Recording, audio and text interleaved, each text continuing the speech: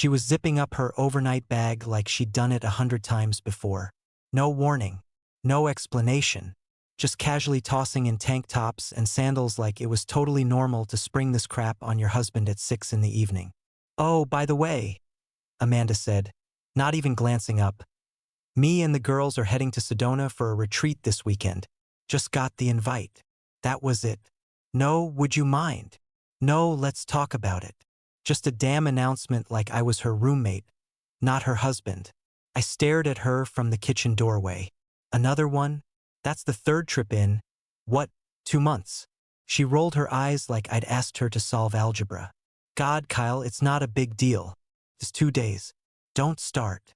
"No, I am gonna start," I said, walking into the room. "You don't tell me where you're going until you're packing your bag. You barely talk to me at all anymore unless it's about groceries or bills." Amanda sighed like I was exhausting. "Here we go. Controlling husband alert." "Are you serious right now?" I asked, hands on my hips. "You think asking where my wife is disappearing to is controlling?" She zipped her bag harder than necessary. "What, you want a permission slip? I'm not 12. "No," I snapped. "I want a marriage that doesn't feel like I'm sleeping next to a stranger." She finally turned and looked at me. Not soft. Not apologetic. Just cold. "Maybe if you weren't so damn boring all the time, I wouldn't need a weekend away." That one stung. It landed low. I stood there for a second, silent, blinking like I'd been slapped. She didn't stop there. "You've been moping around for months, Kyle. What? You think I'm supposed to sit at home and babysit your midlife crisis?" Quick note. Before listening, share which city or country you're watching from. I stepped back, shaking my head. "Wow. Okay. You know what? Go. Go on your little retreat. But don't think you're coming back to the same house." Amanda tilted her head, smirking like I was bluffing. "Oh, what's that supposed to mean?"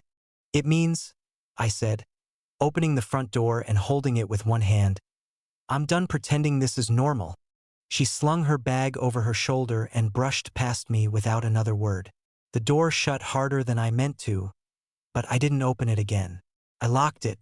I didn't sleep that night. Just stared at the ceiling and listened to the fan creak every time it hit the same weak spot in the blade. By morning, I couldn't take the silence in the house anymore. I grabbed my keys and texted my brother. "Me, you free?" "Drew, yeah. Same spot?" "Me, see you in 20. We met at this old fast food place off Route 60.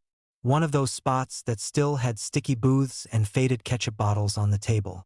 We used to come here after night shifts when I worked construction and he was still on patrol.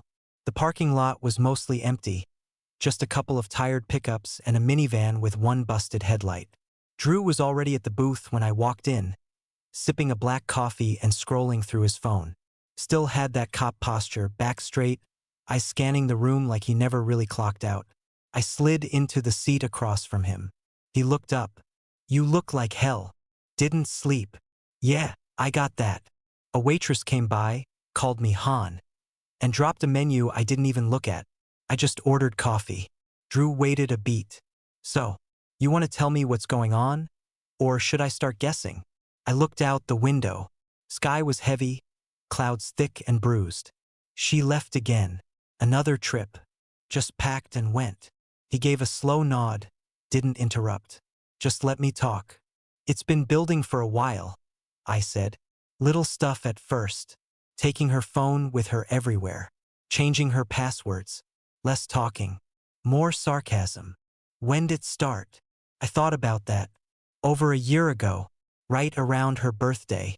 She started working late a lot, girls' nights here and there. I didn't push it at first. Figured it was just stress or whatever. Drew leaned forward. "You think she's seeing someone?" "I don't know," I said, though I did. "But something's off. She's different. I don't feel married anymore. I feel like a backup plan."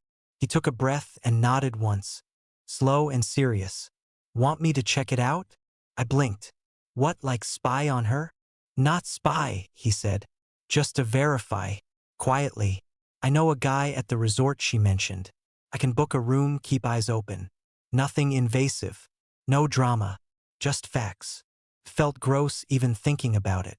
like I was betraying her. Or maybe just finally admitting how far things had slipped. I stared down at the chipped tabletop. Feels pathetic. Needing someone else to tell me if my wife's lying. Drew shook his head. No, man. What's pathetic is staying in the dark when you know the lights are off. You want to move forward? You need the truth first. I didn't answer right away. Just watched as raindrops started tapping the window, soft at first, then heavier. You sure you want to do it? He asked. I nodded finally. Yeah, I need to know. Just don't let her see you. He cracked a small grin. I'm not new at this, Kyle. The check came. Drew paid without asking, like always. He stood up, grabbed his coat, and looked down at me one last time. I'll book the room this afternoon, he said. You'll know soon. He walked out and I sat there for a while longer. Coffee gone cold. Place half empty and humming with old country music no one really listened to. I got in my truck just as the downpour started. Wipers fought to keep up, but the road ahead stayed blurry. As I pulled onto the highway, one thought kept circling. You don't ask questions like this unless you're ready for the answer. The rain hadn't let up by the time I pulled into the strip mall near the house. I wasn't planning to stop, just needed windshield wipers and some screws. Nothing major. But on my way out of the hardware co-op, I caught a flyer near the exit, bright orange, stapled crooked to the corkboard. Beginner carpentry, build something real. Thursdays, 6 p.m. No experience needed. I stood there a second, reading it over. My first thought was that Amanda would have laughed. Like you've ever built anything that didn't wobble. But then again, she wasn't here. And honestly, that was the whole point. I grabbed the tab with the sign-up link and walked out without overthinking it. That Thursday, I showed up early, sat in the parking lot longer than I meant to. I had zero tools, didn't know a mortise from a tenon. But I still walked in. The workshop was in the back of the co-op, behind a half-closed garage door that smelled like sawdust and varnish. Folding tables were set up with hand tools and sandpaper. 10 of us, maybe. A mix of young guys, retirees, and one woman wearing jeans, a flannel, and steel-toed boots with paint on the soles. She looked like she belonged there. First-timer? She asked as I picked up a chunk of raw pine and stared at it like it might bite me. Is it that obvious? I said. She laughed. It's always obvious. You didn't even open the measuring tape. I cracked a smile. I figured I'd just eyeball it and wing the rest. Bold move, she said, holding out her hand. Tessa, Kyle. We got paired up for the warm-up project, a simple planter box. She moved with confidence, didn't over-explain or correct me, just showed me once, then stepped back. Not bad, she said as I drove in the last nail crooked. Well, not great either, but it's standing, which is more than I expected, I said. Quick note, before we go on, share which country you're listening from. We talked between cuts. Dumb stuff. Her dog that eats her socks. My attempt to grow tomatoes last spring that turned into a squirrel buffet. It wasn't deep, but it wasn't fake either. No small talk out of obligation. Just easy rhythm like skipping rocks. After class, I hung back while the others packed up. Tessa wiped down her workbench like she had all the time in the world. She didn't rush. You sticking with it? She asked. Yeah, I said. Feels good to make something that doesn't fall apart. Yet, she said, smiling. That night, I didn't turn on the TV. Didn't check my phone more than once. Just sat at the kitchen table and looked at the little wooden box I brought home. The angles were all off. The wood had splinters. It wasn't pretty, but it was mine. There was this quiet in the house. Same silence I hated 2 nights ago, but tonight it didn't feel empty. Felt earned. Like the noise had finally backed off. I thought about Tessa's hands, calloused but steady. How she didn't look through me or past me. Just at me like that was enough. I didn't know what it meant. Didn't need to. For the first time in a long time, I wasn't chasing or waiting. I was just there. I was still staring at that lopsided planter box on the table when my phone buzzed. One new message, Drew. No text. Just a photo. I didn't open it right away. Just held the phone in my hand, heart tapping a little faster than I wanted to admit. Then I tapped it. Amanda. Poolside. wearing that red wrap she always said was for special weekends. Sunglasses on, hair pulled back, smiling like she'd been on vacation for a month. She wasn't alone. There was a guy next to her, about our age, 10. Shirt off, stretched out like he lived there. He had his arm casually slung behind her chair. Not touching, but close enough to feel like it was muscle memory. A second photo came through before I could even process the first. This time, Amanda was laughing, head tilted toward him, her hand resting on his knee, just resting there. No hesitation, no distance. I zoomed in, just to make sure I was seeing it right. Yeah. I was. Another photo hit my screen. Them at a table with drinks. His sunglasses were off now. He was looking straight at her and she looked different, relaxed, engaged, like the Amanda I hadn't seen in a long time. Not going through the motions, not faking it. My jaw clenched, but I didn't say anything. The pictures kept coming. Her by the spa entrance with him, her waiting in line for drinks, her flipping her hair while he leaned in. She was touching him in almost every shot. Light stuff, familiar stuff, stuff you don't do unless you've crossed a line. I set the phone down face up and leaned back in the chair. The room was dead quiet except for the tick of the wall clock. I could feel my breath, slow and heavy, moving in and out like I was keeping pace with something I didn't want to admit. I didn't text Drew back. I didn't call Amanda. I didn't even move for a full minute. It wasn't rage. It wasn't shock. It was confirmation. That cold, blunt kind that doesn't yell or break things. It just settles in your chest like a brick. I reached for the phone again, just to look one more time, just to be sure. Her hand was on his knee. That's the one that stuck with me.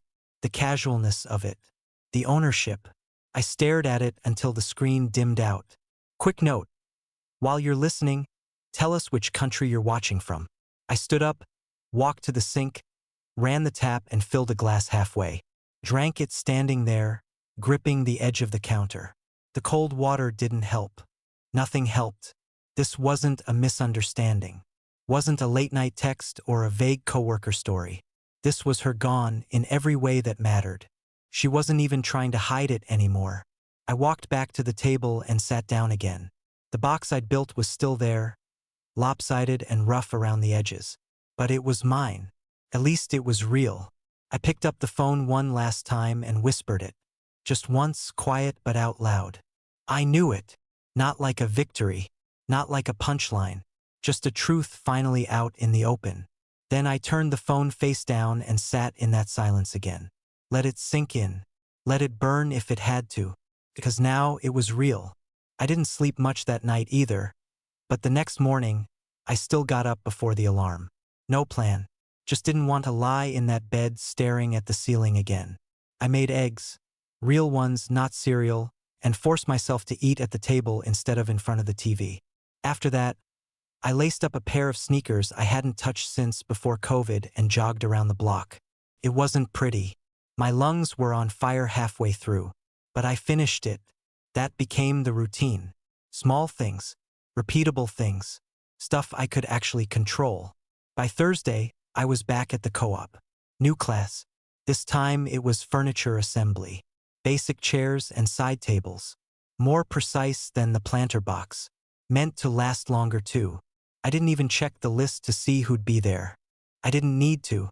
Tessa showed up 5 minutes late with a thermos in one hand and a pencil tucked behind her ear. Same jeans. Same flannel. Same steady energy like she never rushed a damn thing in her life. She spotted me right away and smiled like we were picking up a conversation from 5 minutes ago. "You ready to ruin another piece of lumber?" she said. I was hoping we'd at least ruin it with purpose this time. We ended up working side by side again, not assigned, just natural. The project was a small end table. Lots of measuring, sanding, lining things up just right. "You ever do anything like this before?" I asked. "My granddad was a woodworker," she said, sanding down an edge. "Taught me a little. I was a tomboy. Cut my own bangs. Built ramps for my bike. Pissed off my mom daily." Sounds like a solid resume. "You?" "I built a deck once. It lasted 2 years before collapsing under my cousin during a barbecue. She laughed, this low, throaty laugh that didn't feel forced. Well, now we're even. We didn't get through much more than half the frame that night, but I didn't care. It wasn't about the table. It was just good. We didn't flirt. We didn't force anything. Just talked. About how glue smells like kindergarten. How instructions always assume you have 10 arms. How sometimes the quiet of cutting wood is better than talking at all. Quick note. Before we keep going, tell us which country you're listening from. By the time I got home, the sun was just starting to sink. I tossed my keys in the bowl by the door and saw my phone lighting up on the counter. Amanda, hey, everything okay over there? No context. No apology. No details. I stared at it for a few seconds, then flipped the phone over without responding. Outside, the sky was lit up orange and pink, like the whole neighborhood was on fire in slow motion. I stepped out onto the back porch and leaned against the railing. No beer, no music, no distractions. Just air and space. It hit me then I wasn't waiting anymore. Not for her to text. Not for Drew to call. Not even for closure. I wasn't holding my breath. The night settled in. Crickets took over the quiet. I stood there until the light drained out of the sky and the porch got cold. Alone but not lonely. The next time I saw Tessa, we weren't standing over a workbench. We were at the trailhead near Lake Watson, boots on gravel, thermos in her hand, a packed bag on my shoulder. No plans, no schedule. Just an idea she'd floated the night before. "Want to walk for a bit? Get some fresh air instead of sawdust." I said yes before I even thought it through. The trail wound through clusters of pine and dry brush. It wasn't steep, but it made you work. The kind of hike where your legs burn a little but your head clears. Tessa led the way at first. She wasn't the type to fill space just to kill silence. But when she did talk, it was always something worth hearing. "Last time I went camping," she said, ducking under a low branch, "I brought one of those roll-up solar showers. Forgot to fill it. Ended up rinsing my hair with bottled water and a frying pan." I laughed. "That's way better than my disaster. I once pitched a tent on an anthill. Woke up doing the worm at 2 in the morning. Oh God," she said, laughing hard. "I'd have burned the tent and never gone outside again." We kept walking, tossing stories back and forth. Movies we hated. Food we lied about liking. Her dog's fear of sprinklers. It was light, but it wasn't shallow. By the time we reached the overlook, the sun had started sinking behind the ridge. The trail opened up to this wide ledge above the lake. Quiet. Still. Everything below us was green and glassy. Tessa sat on a boulder and took a sip from her thermos. "This spot's good," she said. "You can say something heavy here, and the trees won't tell anyone." I smirked. "Is that a setup?" She looked at me, not pushing, just present. "Nah, just saying, if there's something you're carrying, you don't have to drag it alone." I sat down beside her and picked at a loose thread on my jeans. Took a breath. "I'm married." She didn't flinch, didn't shift away, just nodded like I'd told her it might rain later. "But I'm done," I said. "Not officially yet. No papers, no screaming match. But inside, it's over. Has been for a while." She leaned forward, resting her elbows on her knees. "You don't have to explain if you don't want to." I did, though. Not everything. Just enough. She's with someone else. I've seen the pictures. But even before that, I think we were both just pretending. Tessa didn't jump in with advice or sympathy. She just looked out at the lake and gave me space. "Feels weird," I said, breaking the silence. "I'm not mad anymore. I'm just tired of lying about how bad it's been." Quick pause. "Tell us which country you're watching from." She nodded slowly. "Sometimes tired's the truth. It's not dramatic, just honest." That hit harder than it should have. We sat there, not talking, for a long time. The kind of silence that doesn't need fixing. The wind rustled through the trees. A bird dipped across the water. Somewhere in the distance, a branch cracked. But up here it was just the two of us. Breathing. Being. I didn't feel the urge to fill the space or impress her. She wasn't waiting for anything from me. and I wasn't trying to prove I was okay. For the first time, that was enough. As the sun dropped behind the trees, painting the sky with streaks of orange and deep purple, I realized something had shifted. Not loud, not sudden, just steady, like a rope pulled tight finally letting go. By the time I got back from the hike with Tessa, Amanda's car was in the driveway, garage light on, door half open, like nothing had happened. Inside, she was unloading groceries onto the counter. Casual, humming like she was setting up for a potluck. "Hey babe," she said, not even looking up. "I grabbed that pasta you like." That fake normal tone almost made me laugh. Like Sedona never happened. Like we were still playing house and the last month didn't split us down the middle. She finally glanced up. "What?" I didn't answer, just walked past her and headed to the bedroom. I needed a shower. I needed space. But mostly, I needed to not let her pretend she still ran the rhythm of this place. That night, she came into the living room holding her phone. I was thinking, maybe we do a family dinner this weekend. Get your parents over, my sister, a little wine, something nice. Reset things. Reset. That was the word she used.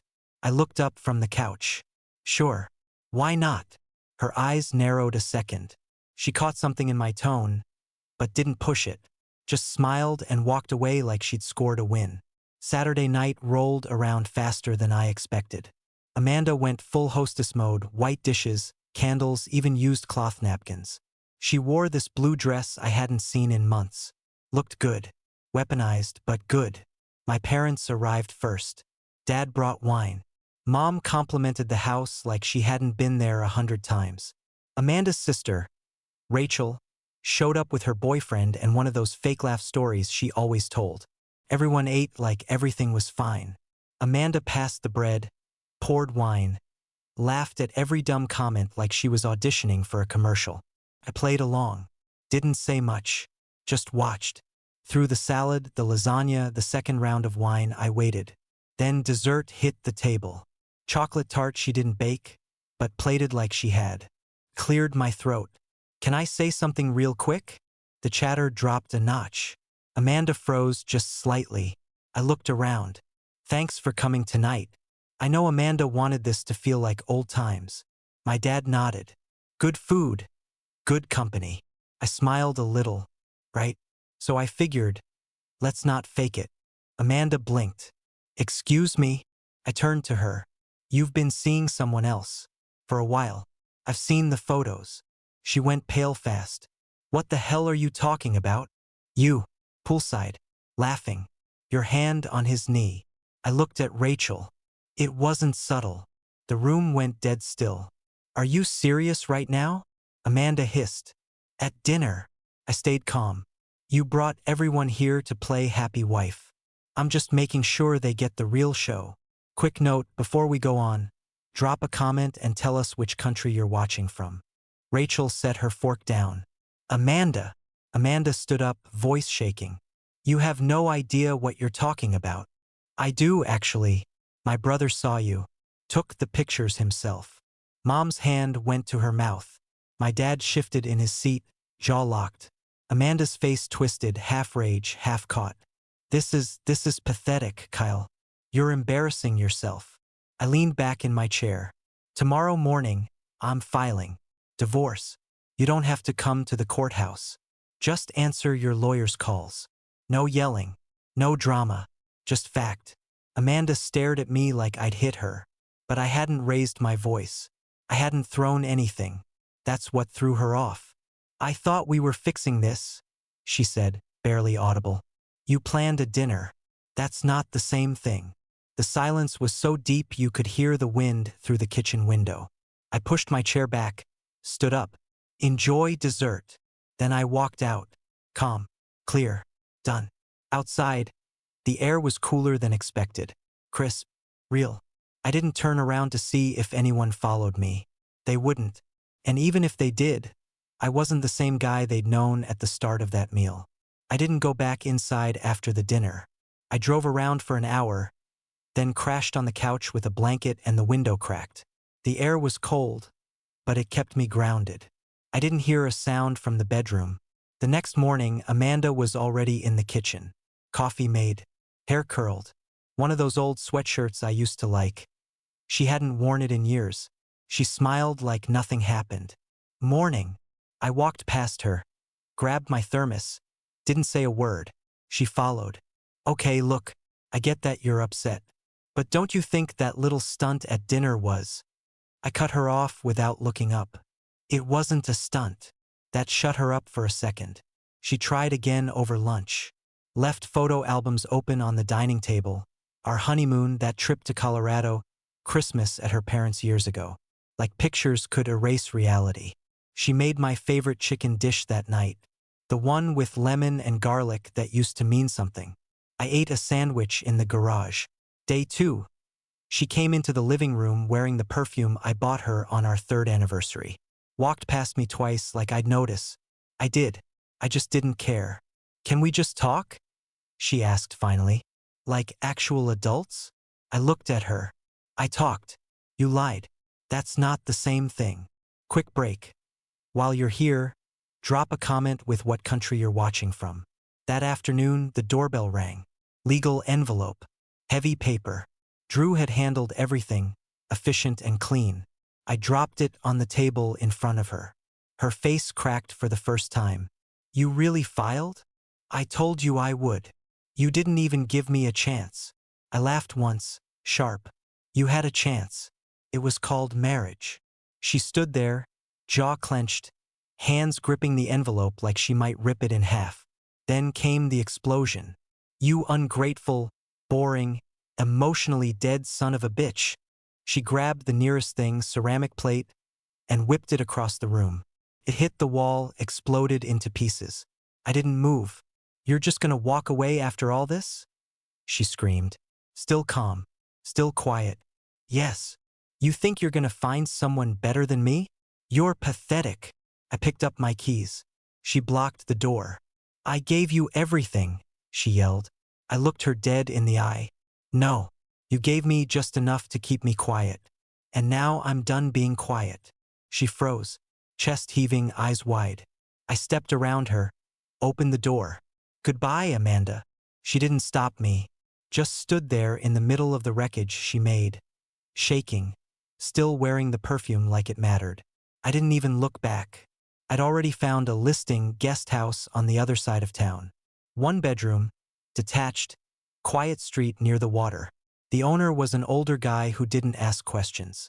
Gave me the keys and a nod. That night, I laid on a new mattress with clean sheets and no memories. No noise. No pretending. The silence didn't scare me this time. It felt like the first real thing I'd had in years. The courthouse smelled like old paper and Lysol. Pale walls. Cold tile floors. Everyone looked like they wanted to be somewhere else. I sat outside the courtroom in a stiff plastic chair, hands folded, suit jacket tight across my shoulders. Drew stood a few feet away, leaned against the wall, arms crossed, calm like always. He didn't say much, just gave me a nod when I looked over. Amanda showed up late. Clicked in wearing heels I'd never seen before and a navy dress that probably took hours to pick out. Her hair was perfect. Her face was blank. No eye contact. Her lawyer walked beside her. Polished, high voice, folder in hand. Mine was already inside, prepping. Older guy. Straight shooter. No fluff. We got called in. The room was quiet except for shuffling papers and the soft whir of the ceiling fan overhead. We sat on opposite sides of the aisle like strangers in a waiting room.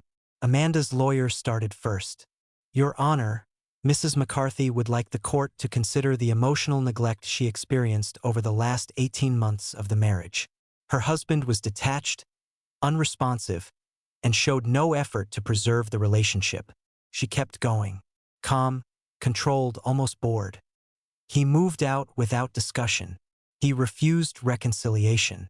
She made several attempts to reconnect, all ignored. Our client is seeking fair spousal support.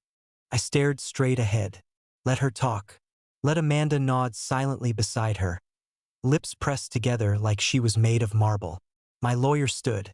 Your Honor, the facts are different. We have photo evidence taken by a licensed private investigator. Drew McCarthy, former law enforcement, showing the petitioner engaging in a physical and emotional relationship with another man while still married. He clicked a remote, and the photos popped up on the monitor. The poolside, the hand on the knee, the drinks, the closeness. Amanda shifted for the first time. Small, but I saw it. Your Honor, her lawyer snapped. This is an invasion of privacy. The retreat was a public location. My lawyer cut in. She wasn't alone. She wasn't hiding. Then Drew took the stand. Quick note, before we go on, tell us which country you're listening from. He laid it out smooth. Time, location, dates, his credentials, how I came to him with concern and how he confirmed everything without crossing a line. The judge nodded slowly, eyes on Amanda. No screaming, no drama, just facts. 20 minutes later, it was done. Divorce granted. No alimony. Final. Amanda didn't look at me when we stood up. Didn't say a word. Her lawyer patted her on the back and said something low. Amanda just walked out fast, like the floor was burning beneath her. But as she passed, her mask cracked. Just a flicker, her mouth twitched, and her eyes locked on mine. No pride, no smugness, just gone. I didn't follow. I didn't care where she went. I stepped into the hallway. The door clicked shut behind me. Tessa was there. She stood up from the bench near the vending machines, holding a coffee she probably didn't even want. Hair pulled back, boots laced, steady as ever. You came, I said. Of course I did. I didn't realize how tense I was until I saw her. My shoulders dropped. Breathing finally evened out. You okay? She asked, real quiet. I looked her in the eyes. For the first time in a long time, I said, yeah. We didn't say much on the drive back. Tessa kept the window cracked, let the breeze fill the space between us. I watched the trees roll past and felt something settle in my chest. Not relief, not joy, just peace. A month later, I was living in a little one-bedroom rental near the lake. Quiet neighborhood. No shared walls, pine trees outside the kitchen window. The landlord was an old vet who smoked menthols and didn't care what I did with the garage. So I turned it into a workspace. The smell of sawdust stuck to everything. Mornings started early now. Real breakfast. Coffee on the porch. The only sound was the wind in the trees and the occasional squirrel losing its mind on the roof. No texts from Amanda. No surprise visits. No drama. Just stillness. Tessa came by a couple times a week. She didn't hover or ask loaded questions. She'd bring leftover paint or half-used brushes and say, figure you could use these more than I can. We'd build small stuff. A shelf. A birdhouse. Once, a terrible bench that collapsed when I sat on it too soon. She laughed so hard she dropped her tape measure. Some days we barely talked. Just worked in parallel, each in our own rhythm. And weirdly, that was the part one liked most. She never asked me to explain. Never tried to dig into the past or fix something that wasn't hers to fix. She just showed up, paid attention. We were sanding the edge of a pine board one afternoon when I looked over and said, you know what I figured out? She didn't look up. What's that? Love doesn't need to fix you. It doesn't need to control or save or mold you. She paused, waited. It just has to pay attention. That's it.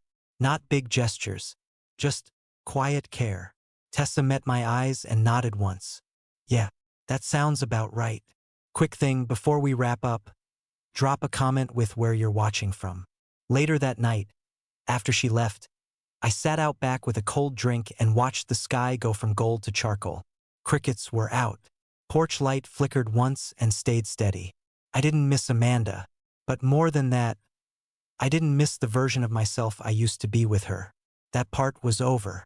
This was something else entirely. Do you think Amanda truly believed she could win Kyle back?